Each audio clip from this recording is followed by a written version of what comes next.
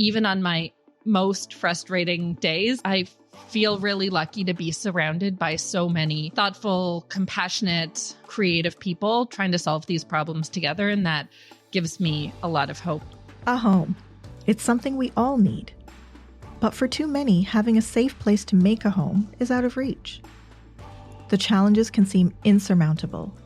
And yet, each and every day, people are coming together to provide safe, quality, and affordable housing for those in need.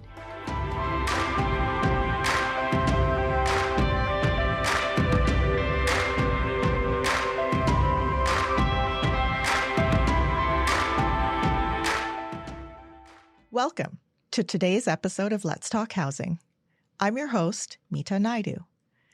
I'd like to respectfully acknowledge that I'm joining you from the ancestral and unceded territories of the Musqueam, Squamish, and Tsleil-Waututh Nations, where this episode was filmed.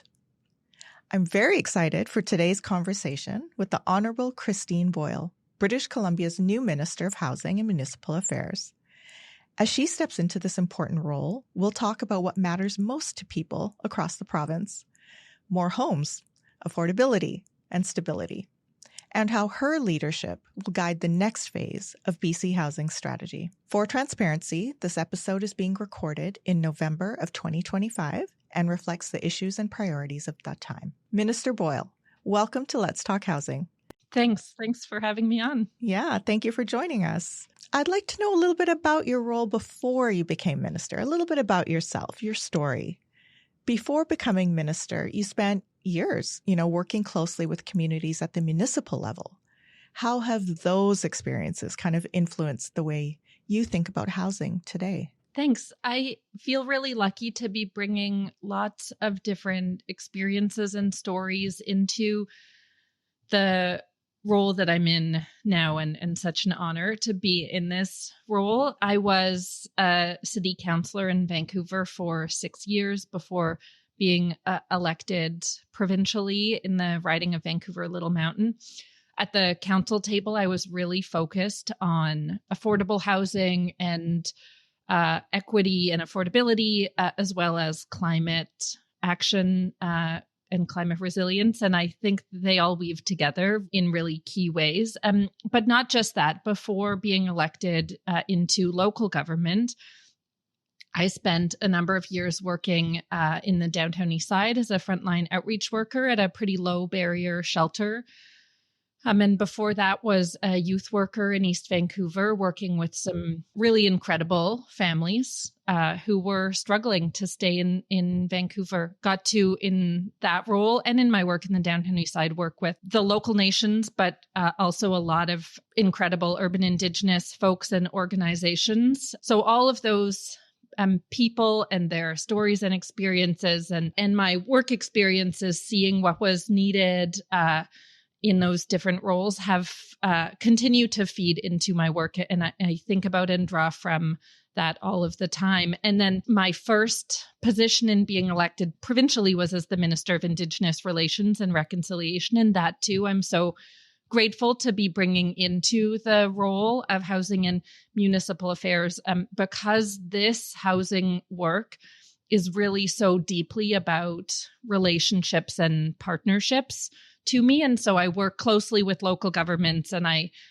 work closely with the community housing sector, and with industry, and with folks on the ground advocating for housing in their communities, and supporting those who are struggling and need it most. And I love doing that work, and I get to work with so many good people, and it is hard, but I couldn't feel more lucky and fired up about getting to do this work.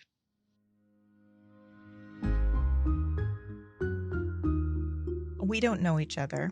And if I was to say, Minister, what are your core values? So you've mentioned advocacy, you've mentioned equity. What are some other core values that you think describe you? What a good question. I do think it's really, particularly in this work, for me, about seeing the dignity in people, seeing the good in people, and creating the systems and structures that allow people to thrive. And housing is such a central part of that. We know that people need a safe, dignified place to rest their head in order to be able to be healthy and be able to contribute more in their community and all of these key things. So that dignity of everyone is what drives me. And then all of the work that we get to do in order to ensure healthy communities and a strong economy and safety and vibrancy across the province comes from that. Our strength as a province, and I hear the Premier Eby say this all the time, is really in the people of BC. And so our work on the housing front is central to allowing people to be their best and make us all a better province together. I feel your sense of purpose, and that's something I can promise you. And I've been here 2 years, so I'm relatively new to BC housing, but that sense of purpose is what fuels most of us here as well. There are so many challenges in this work and in this area that if you didn't have that sense of purpose, it's not for the faint of heart. Yeah. And that's what drives a lot of us here as well. Yeah. And to kind of jump into those challenges, we know that housing costs continue to be a challenge for so many people in BC, all across BC. Can you share some of the highlights, some of the main actions that the province is taking to support affordability for renters and home buyers? Absolutely.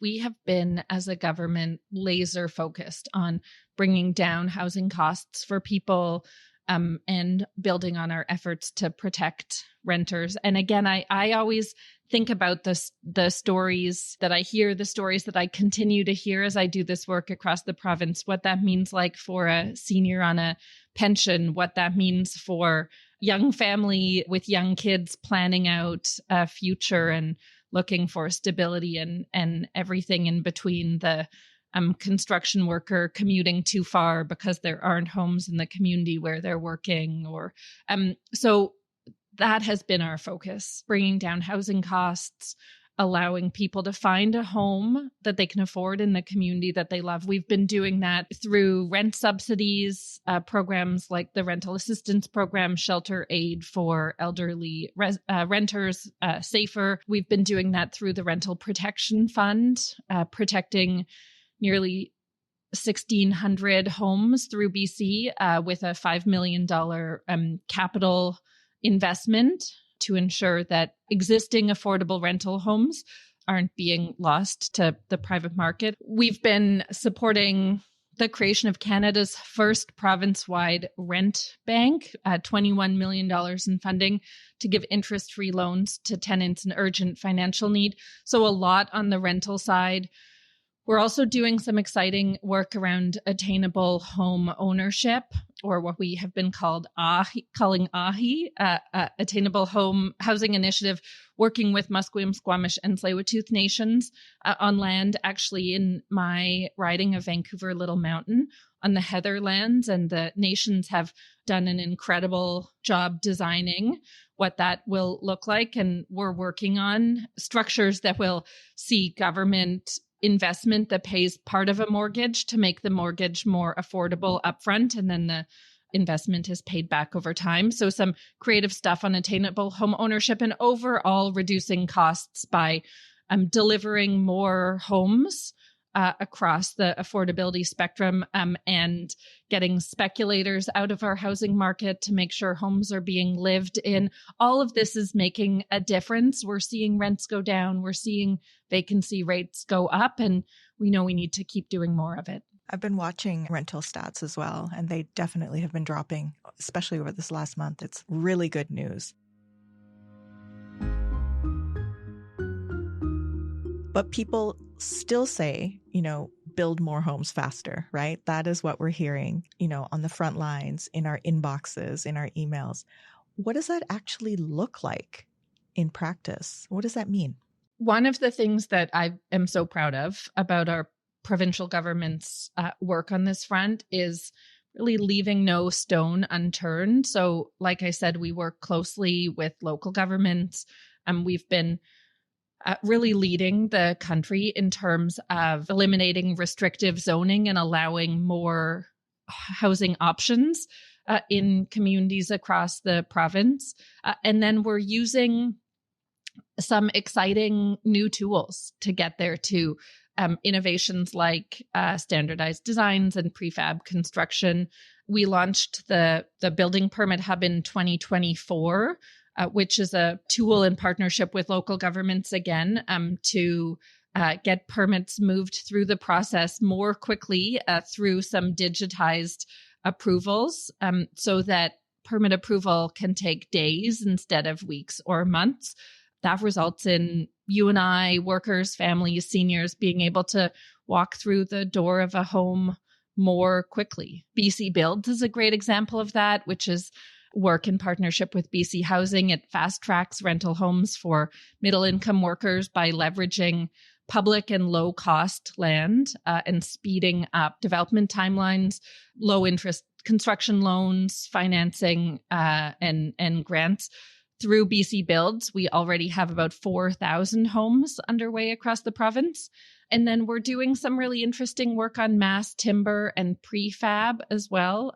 Innovative construction methods both allow us to get more value out of our forests and create more local jobs through every tree harvested in BC. We have 20 demonstration projects and 8 research projects through the Mass Timber Demonstration Project. So we're seeing more happen on that front, which is good news for housing. It's good news for climate. It's good news for forestry and our local economy. I could go on and on. Let me give you one last example on this front, which is DASH, short for the Digitally Accelerated Standardized Housing Initiative. It's a Made in BC online platform helping nonprofits, home builders, and developers design and construct 3 to 6 story buildings more quickly and at a lower cost using products manufactured in BC. So again, helping get people moved into homes more quickly and supporting the local economy and deepening affordability. Really good and creative and innovative work that's happening all in the service of homes for people. It's fascinating because I think the mythology out there is that BC Housing and the province only really focus on affordable housing. But it's so diverse. The programs are so wide-ranging, from sustainability to standardized designs to, digital acceleration. And there's just so much happening beyond, sustainable and affordable housing. There's so much happening. It's all so connected. I think that so deeply at every line in the way that we build to the types of communities that we build. I think a lot about affordability, of course, and also about climate and climate resiliency, and the tools and the solutions really need to be woven together. And I think we have so many examples in BC of how that is happening well. And that speaks to your core values again, right? Climate. Yeah. We recently recorded an episode and we brought forward some of the community workers that are really doing amazing things to support tenants. And as someone in a separate wing of BC Housing work, I was really blown away by the way, the province through BC Housing really connects to community and is building community and supporting community itself. What role do these kind of supports and community programs and wraparound services play in making housing as a whole, successful? It's so important. We know that people having a safe and dignified place to rest their head is like I've said, a really central first piece. And one of the things it enables is people connecting with supports and services that they need. We all rely on other people, and helping people come indoors and make those connections is so critical. And I feel so lucky for all of the people that I get to work with up close and from a distance. And so I often get to hear from or meet folks on the ground who are providing support for tenants, who are advocating for housing solutions at every level. And to see that passion and purpose, as you say, it's critical. We know, for example, the data proves and points out that supportive housing helps communities by reducing incarceration rates by close to 84% compared to those experiencing homelessness, reduces hospital admissions by close to 32%, reduces the need for ER visits by nearly 70% compared to those experiencing homelessness. So just that work of getting people inside and connecting them makes a difference for those individuals and for our broader communities. We know that's the answer, and the people need a spectrum of housing and supports as they get back on their feet. And it's not linear, but we need to be able to bring people inside and welcome and support them, and then support them along that journey. And the folks who are doing that human to human work are really who make it possible, and a huge benefit to our neighbors who are most struggling, but really to our broader communities as well.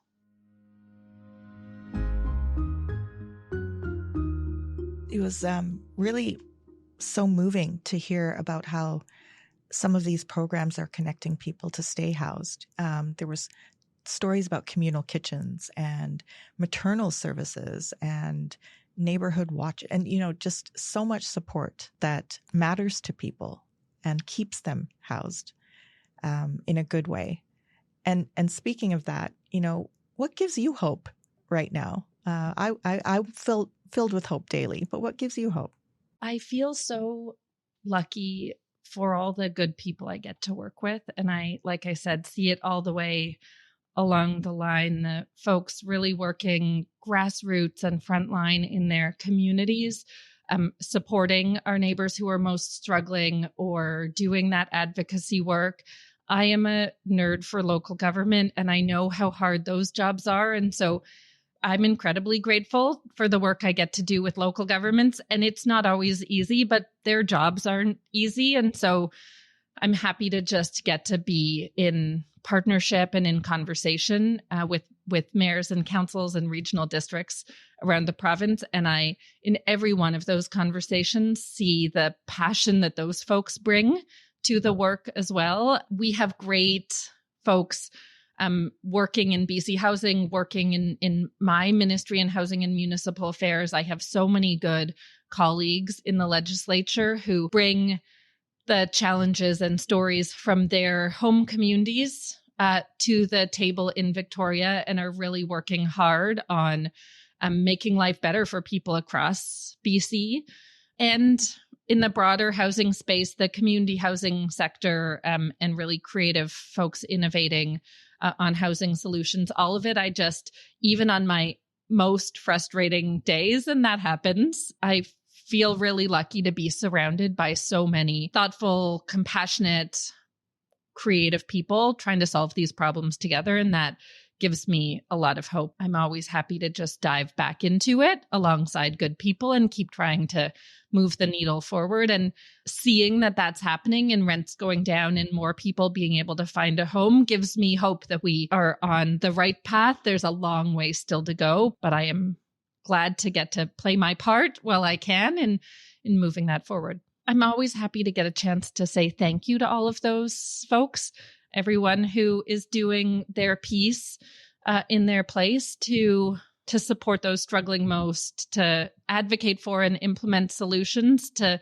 build the kind of strong and welcoming and safe communities that allow people to thrive, that connect us to one another, that ensure that a senior on a pension has a solid home, and and a young family has a place to grow up, and they know the people around them, and students and workers and folks across our province are able to rest their head well at night, and that work doesn't happen by anyone alone.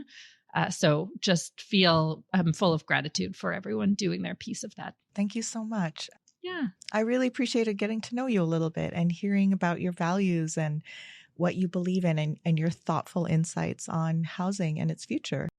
Glad for the conversation. Yeah. Yeah. Oh, that's wonderful. And I think it's clear that, delivering homes faster and more affordably and more innovatively, is going to take coordination across every level of government, like you're saying, and your leadership is a big part of that. And we like hearing from our leaders and who they are. So yeah, I really appreciated your chat today with us. Thank you. Thanks so much.